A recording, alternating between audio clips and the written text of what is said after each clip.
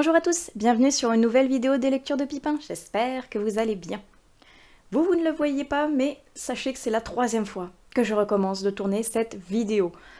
La première, j'ai eu un souci de micro, encore. Je pense que lui, il va pas faire la fin de l'année s'il continue à m'agacer comme ça. Et après le problème de son, j'ai eu un souci quand j'ai uploadé ma vidéo, la vidéo a décidé de disparaître.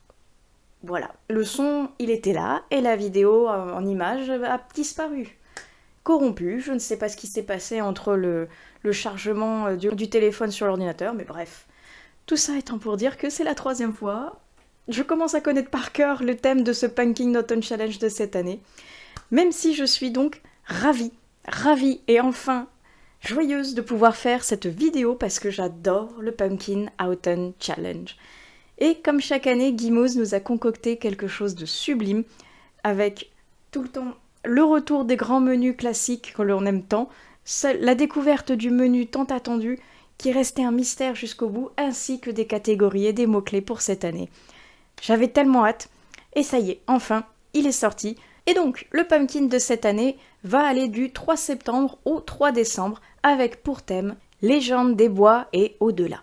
J'aime beaucoup ce thème, je le trouve à la fois un petit peu spooky, un petit peu mélancolique et automnal, donc il est parfait.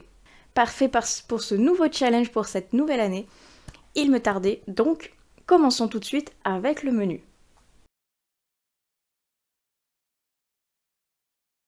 Premier menu, l'automne frissonnant, qui est de retour pour notre plus grande joie et nos plus grandes frayeurs, parce que c'est celui qui recèle le plus de mots-clés un petit peu spooky, un petit peu thriller, horreur.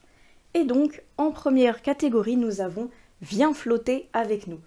Et en mots-clés, horreur, thriller, clown et rouge. Sachez que pour les mots-clés, il y en a vraiment beaucoup plus. Guimauve nous en a fourni énormément pour que l'on puisse avoir des idées, de quoi piocher, de quoi faire des jeux de mots pour pouvoir intégrer tous les titres qui nous donnent envie à l'intérieur de ces catégories. Titres qui d'ailleurs concernent pas seulement des livres, mais tout ce que l'on veut mettre à l'intérieur, comme des films, comme des jeux vidéo, comme des jeux de société, comme des musiques, bref. C'est vraiment un challenge où on lit, on écoute ou on regarde ce que l'on veut. Le but étant le plaisir et le partage autour d'un thème un petit peu automnal. Et pour revenir aux mots-clés, je vous invite à aller voir mon article sur le blog qui sera complet avec en version donc écrite la présentation du pack et avec tous les mots-clés qui ont été cités par Guimauve à l'intérieur. Et donc pour cette première catégorie, c'est une référence à Ça de Stephen King. Ça, c'est vrai que j'aurais pu le mettre dans cette première catégorie parce que ça fait longtemps que je l'ai lu, donc je me rappelle plus tout à fait. Mais je me suis dit quand même qu'il y avait d'autres Stephen King que je n'avais pas encore lus, dont un qui traîne dans ma palle depuis maintenant bien longtemps et qu'il est temps que je sorte pour le découvrir enfin. Il s'agit de Après, donc de Stephen King. Il y a du rouge sur la couverture, donc ça passe. Il y a du spooky, et comme l'intitulé de la catégorie est une citation de Stephen King, je me suis dit que c'était vraiment trop beau de louper l'occasion de mettre un Stephen King à l'intérieur de cette catégorie. Et lui, il faut que je le lise. On va être sur un petit garçon qui arrive à voir des fantômes, et ça se passe pas super bien. Une petite vibe à la 6e sens qui m'intrigue tout particulièrement, donc cette année, il faut que je le sorte. En deuxième catégorie, nous avons l'enfer des backrooms, avec dimension parallèle, labyrinthe ou légende urbaine. Et là, je me suis basée sur le mot de dimension parallèle, parce que je me suis dit que on va être dans le monde des humains, certes, mais on va être également dans le monde de la mort, avec Que la mort soit douce, le tome 2 de Laetitia Daney, publié chez Plume Blanche. Et pourquoi donc on va être dans le monde de la mort? C'est parce qu'on va suivre notre héroïne, qui est apprentie faucheuse, donc on va être dans le monde des Santa Muerte, et on va évoluer parmi ces futures faucheuses, parmi ces apprentis Santa. Et j'avais très envie de lire le tome 2 parce que j'avais beaucoup aimé le tome 1 que j'ai lu l'an dernier, et rien que la couverture me donnait une inspiration spookyesque, halloweenesque, automnale, qu'il fallait que je mette absolument dans ce challenge parce que j'avais très envie de lire la suite et ça fait presque un an que je me retiens de le lire pour pouvoir le mettre à cette période de l'année. Troisième catégorie, nous avons Perfectly Splendid avec fantôme, famille, manoir, possession, gothique ou drame. Et là, je vais vous mettre la couverture juste ici parce qu'il n'est pas encore sorti. Il sortira le 14 octobre prochain. Il s'agit de Ici vivent les ténèbres de Sanguine, publié aux éditions du Chat Noir. Je l'attends tout particulièrement avec la plus grande des impatiences. Il est déjà précommandé, donc je sais que dès qu'il va sortir, il sera dans ma petite boîte aux lettres et je pourrai le découvrir parce que j'avais adoré Va au diable de Sanguine que j'ai lu il y a pas très longtemps. Sa plume et son univers m'avaient convaincu, donc quand j'ai vu qu'elle allait en sortir un nouveau, pour la période automnale en plus, évidemment, je me suis ruée dessus. Et là, on va être dans un manoir un petit peu lugubre, un petit peu hanté par des fantômes qui ne veulent pas laisser la maison aux vivants, et ça va donc créer des légers soucis. Donc, tous les mots-clés sont à peu près là, je pense que je vais passer un bon moment de lecture, du moins je l'espère, mais en tout cas, j'ai très très hâte qu'il sorte pour pouvoir l'avoir entre mes mains.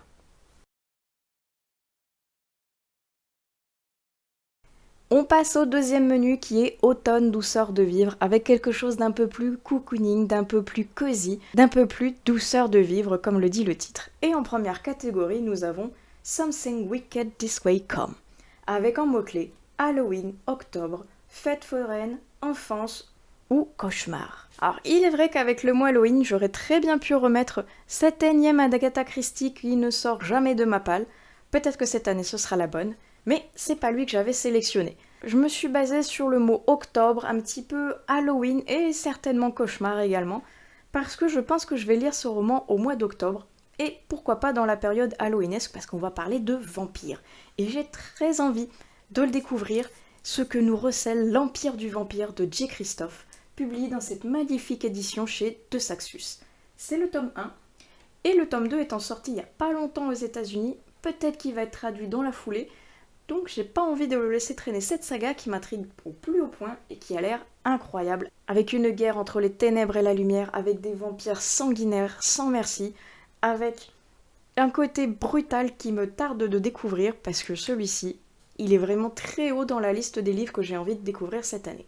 Ensuite, en deuxième catégorie, nous avons Poupée de souvenirs automatiques à votre service. Et en mots-clés, épistolaire, correspondance, sentiments et émotions, amour, deuil, gratitude et guérison. Et là, j'ai choisi de mettre Le Chant de tous les possibles, qui est un SP qu'on m'a envoyé il y a pas très longtemps parce qu'on m'a contacté dans la semaine, si je ne me trompe pas, pour pouvoir le découvrir. Et on va parler de deuil, on va parler de médiumnité, on va parler de résilience et de voie de guérison. Donc quelque chose me dit que ces mots-clés vont se retrouver au cœur de cette histoire et que ça peut être pas mal du tout pour cette catégorie-ci. La catégorie suivante s'intitule La Dame Chouette des îles bouillantes. En mots-clés sorcière, magie, malédiction, école, parcours initiatique et amitié. Ici, je me suis basée sur amitié, parcours initiatique et un petit peu de magie parce qu'on va être dans les enfers avec une deuxième veine de Cendric Corr qui est auto-publiée. Et parcours initiatique parce qu'on va suivre une jeune fille qui est morte, qui va se retrouver aux enfers, mais les enfers sont en mauvaise posture. C'est comme s'ils se dégradaient avec le temps. Et elle va avoir une espèce de parcours justement semé d'embûches pour essayer de faire, entre guillemets, revivre les enfers, de les faire aller mieux. Tout ça en aidant un de ses amis qui est amnésique. Donc, quelque chose me dit que ça peut être pas mal. Et celui-ci, je l'ai depuis l'an dernier dans ma palle. J'ai toujours pas eu le temps de le lire alors que j'ai vu l'autrice l'an dernier. J'ai donc très envie de le découvrir parce qu'il a l'air vraiment chouette. On en arrive à la dernière catégorie pour ce menu qui s'appelle La loi fondamentale de l'échange équivalent. Avec en mots-clés lecture commune ou un film en commun ou un jeu en commun, que ce soit un jeu de société ou un jeu vidéo, ça reste à notre choix. Et j'avoue que même si le titre m'évoquait Full Metal Alchemist, je me suis dit que comme c'est un manga, pas sûr qu'ils sont en lecture commune. Et j'avoue que les lectures communes, c'est pas trop mon truc, j'en ai encore jamais fait parce que je n'ose pas. Parce qu'en général, il faut avoir le 10 livres en question, il est vrai, il faut avoir le temps de le lire, il faut avoir le courage, entre guillemets, de parler avec les autres participants, et c'est pour ça que je ne l'ai encore jamais fait. Mais je me dis que cette année, vu que ça fait partie du challenge, pourquoi pas s'auto-challenger en participant à une lecture commune, pour pouvoir un petit peu voir ce que ça donne également. Parce que si ça se trouve, ça va me plaire, et au final, j'aurai des a priori pour rien. Et je sais qu'en général, la maison d'édition Twinkle fait des lectures communes autour de ses sorties automnales. Alors, l'an dernier, ils avaient fait autour de celle-ci qui s'appelle La Bibliothèque du Manoir, qui sont 10 contes victoriens et automnaux. Et je ne sais pas s'ils vont refaire une lecture commune pour cet ouvrage cette année-ci. Si c'est le cas, j'y participerai, parce que comme c'est des contes, je me dis que un conte par-ci par-là, ça peut se faire facilement. Sinon, je sais qu'il y a un autre de leurs livres qui va sortir dans pas longtemps, je vous mets la couverture juste ici, L'esprit des cafés suspendus, toujours aux éditions Twinkle, toujours d'une beauté magnifique. Et comme il va sortir pour la période automnale, eh bien peut-être qu'il y aura une lecture commune autour, et peut-être que c'est à celle-ci que je participerai. On passe au troisième menu qui reprend donc l'intitulé de cette année avec Automne des bois et au-delà. Et en première catégorie, pomme alors, c'est le goût de la tarte aux amandes, qui est une réplique qu'il y a dans Mémoire de la forêt, qui cette année fait partie des sponsors qui soutiennent le Pumpkin Autumn Challenge. J'avais lu le premier tome dans le cadre du Plim que j'avais trouvé vraiment super beau, mignon, touchant et triste à la fois, avec des très belles illustrations. Donc évidemment que cette catégorie et les mots-clés, vous pouvez mettre le Mémoire de la forêt si jamais c'est un titre qui vous intéresse. Le tome 2, je crois, est sorti et le tome 3 ne va pas tarder à sortir, donc ce sera l'idéal. Et d'ailleurs, pour ce qui est des mots-clés, je ne vous les ai pas dit, il s'agit de aide, guide, animaux, mémoire, thé, gourmandise et altruisme. Alors moi j'ai pas mis le tome 2 parce que j'ai emprunté le premier à ma médiathèque et je ne crois pas qu'ils aient encore le second tome, au cas où je serais à même de changer. Mais je me suis basée, moi, sur les mots gourmandise et un petit peu de thé, avec le troisième tome des enquêtes d'Anna Swensen. Parce que je me suis mise, j'aime beaucoup ce que je lis, et j'ai envie d'avancer parce que je sais qu'il y a beaucoup de tomes qui sont sortis et qui restent à sortir, et j'ai déjà pas mal de retard, donc j'aimerais bien le combler un peu. Et celui-ci, qui était dans les couleurs un petit peu orangées, m'inspire l'automne, et peut rentrer, pourquoi pas, dans cette catégorie-ci. En seconde catégorie, nous avons la légende de la hache noire, avec en mots-clés médiéval, chevalerie, quête ou épopée, fantaisie ou illustrée. Et là, tout ce qui est médiéval, chevalerie, un petit peu combat comme ça, quête épique et épopée, ça m'a inspiré le tome 2 de La Reine oubliée de Thomas Bréchemier, toujours en auto-édition chez Publish Room Factory. Parce que j'avais lu le premier tome en début de cette année, si je ne me trompe pas, j'avais eu un beau coup de cœur sur ce tome-ci parce qu'il était magnifique, avec une très belle plume, avec une ambiance incroyable, un petit peu à l'Assassin Royal, avec une reine d'Anglie qui a été déchue, oubliée de tous, et qui cherche à reconquérir son trône et son pays, malgré le fait donc que le peuple l'ait oublié, que ses vassaux lui ont tourné le dos, et que le gouvernement en place n'a pas envie spécialement de lui redonner le trône. Le premier tome était incroyable, et dès que j'ai vu que le second tome était sorti, je l'ai acheté et il me tarde de le découvrir parce que s'il est à la hauteur du premier, je pense que cette duologie va être vraiment un double coup de cœur pour cette année parce que le premier tome était déjà incroyable. Ensuite, nous avons la catégorie La mélodie infernale de la corne de chasse, en mots-clés monstres, créatures, wyvern, expédition et aventure. Et là, j'ai pris les mots-clés aventure, créature et pourquoi pas un peu monstre parce qu'on va être de nouveau aux enfers. Et de nouveau dans un tome 2, avec ici Cœur du démon de Hayden Fox, et c'est auto-publié. Pareil, l'an dernier, j'avais découvert le premier tome, pas à l'occasion du Pumpkin Autumn Challenge également. J'avais adoré ma lecture, et j'ai attendu patiemment 1 an pour pouvoir lire le tome 2 à la même époque. Parce que comme on va être dans les enfers, comme les créatures infernales vont essayer de sortir des enfers pour retourner sur Terre, il va y avoir des combats, il va y avoir des créatures, il va y avoir des monstres en jeu, donc la période est vraiment parfaite pour l'automne, pour Halloween, et j'ai très envie de découvrir ce que va nous receler cette suite et fin de duologie. On en arrive à la dernière catégorie pour ce menu qui est Rocket Raccoon on the Run, avec mutation, expérience scientifique, science-fiction, chasseur de primes et gardiens et galaxies, en rapport avec le titre qui est un clin d'œil au film Les Gardiens de la Galaxie. Et là j'ai choisi de lire Skritalian, je ne sais pas comment on prononce pour le moment, c'est le premier tome, c'est de la science-fiction, et c'est une dystopie qui, je pense, va rentrer pas mal dans cette catégorie, qui est un SP également, donc que j'ai très hâte de découvrir, parce que l'auteur a eu la gentillesse de me l'envoyer, donc je l'ai casé dans ce petit challenge, et j'espère pouvoir vous faire une review très bientôt dessus. Et on en arrive déjà au dernier menu de ce challenge avec Automne rayonnant. Et la première catégorie est We'll Always Find a Way avec cristaux, facettes, singularité, diversité, inclusivité ou feel good. Et là j'ai choisi de mettre les tomes 2 et 3 carrément de la BD Elle, parce que j'ai lu le premier tome il y a pas longtemps et j'avais adoré cette petite BD, que ce soit par les couleurs, que ce soit par le graphisme ou par l'histoire, j'avais vraiment beaucoup aimé. Et il me reste 2 tomes à lire, donc je me dis, allez, c'est une BD, ça va aller vite, Donc je vais mettre les 2 et 3 en espérant les trouver à ma médiathèque, sinon je serai très frustrée. Et on va jouer sur les mots inclusivité, diversité, parce qu'on va être avec une jeune fille qui a plusieurs personnalités, dont certaines ne sont pas encore toutes dévoilées, mais qui je pense vont pas tarder à arriver dans le tome 2, suite à la révélation d'un très gros secret à la fin du tome 1. Deuxième catégorie, l'esprit indomptable de Jo March, avec place de la femme, indépendance, ambition, rêve, sororité, théâtre ou écrivaine.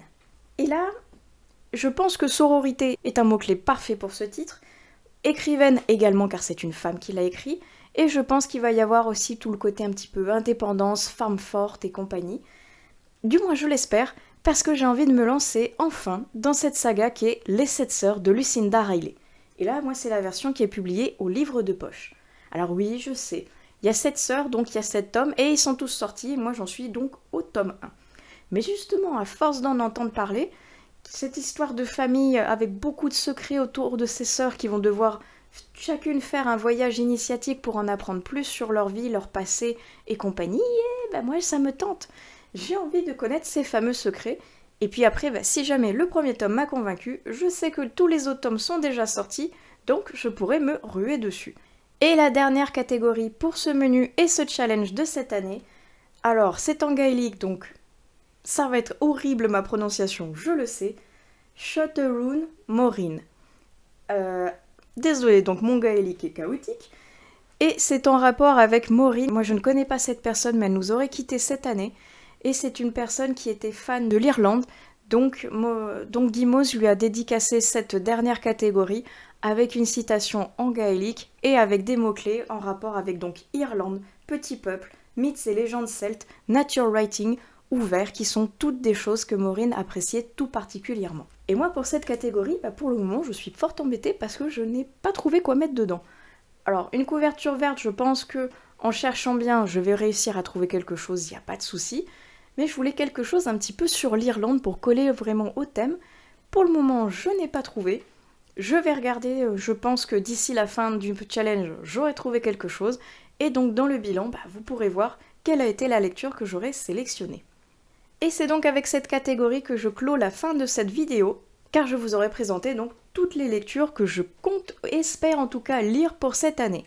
Je n'ai présenté qu'un titre et pas deux et une surprise comme j'avais pris l'habitude depuis le début de l'année, parce que je me dis que finalement si je prends un titre, ça me laisse un peu plus de côté un peu surprise si jamais je décide de rajouter quelque chose en plus du titre que j'avais pris à la base. Donc vous verrez tout ça dans le bilan final, quand le pack aura terminé et que l'appel du Cold Winter ne sera pas loin.